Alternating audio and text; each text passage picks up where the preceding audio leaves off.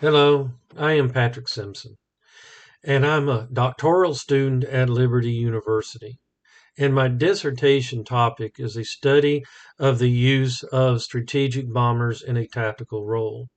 My interest in strategic bombing started with my father, who was a B-24 navigator during the war. And my interest eventually led to my writing of my master's thesis over the history of his bomb group and the effectiveness of strategic bombing through the abilities of a single bomb group.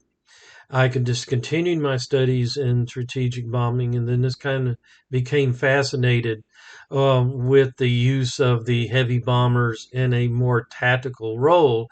Um, Planes that were not really designed to hit small targets and air crews that really hadn't been trained to bomb tactical targets.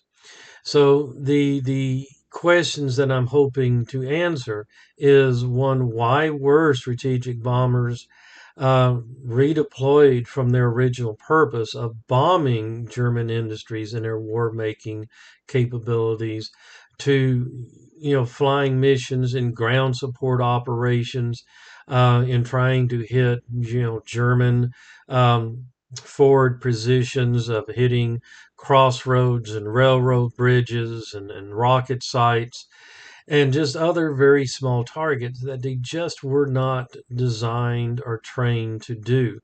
The questions I want to ask also is what arguments were made for and against the use of strategic bombers in a tactical role, but also to ask questions on the success of these missions. Did the success of these missions improve during the course of the war?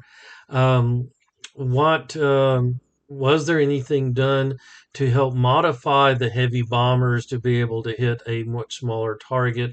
Were there any additional training given also to the air crews? What analysis were being done by the Air Force, by the Army Air Force, in analyzing the abilities and whether or not these missions were successful or not. And if they were, what conclusions did they reach? But also to ask the question, did these missions really help in the war effort? Did they help shorten the war in some way?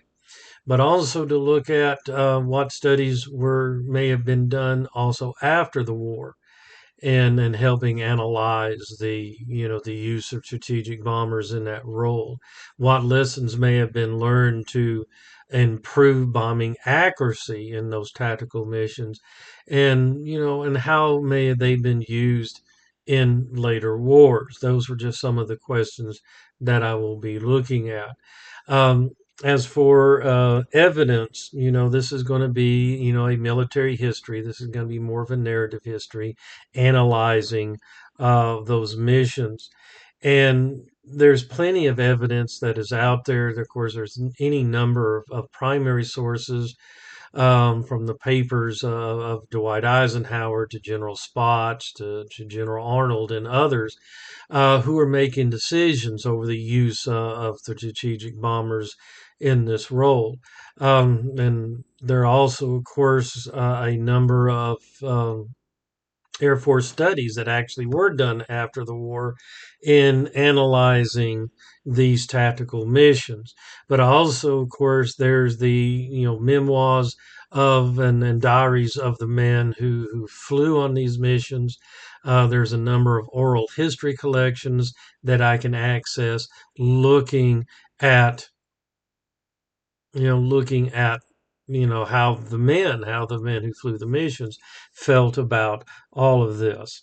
So the main conclusions that I am looking at is, were these missions truly successful? Did they really make a difference in the war effort? So far, with what I found, it seems like there was either very limited, if any, success on these missions, that they really didn't make that much of a difference in the air war, and it may have looked like that the bombers would have still been best used in bombing the German industries and helping end the war, that would have maybe ended the war quicker, as opposed to giving the German industries rest from the bombing, as the strategic bombers were indeed redeployed. As for any further study into this, um, there of course can still be again very specific studies into specific campaigns um, during the war of the use of strategic bombers in a tactical role.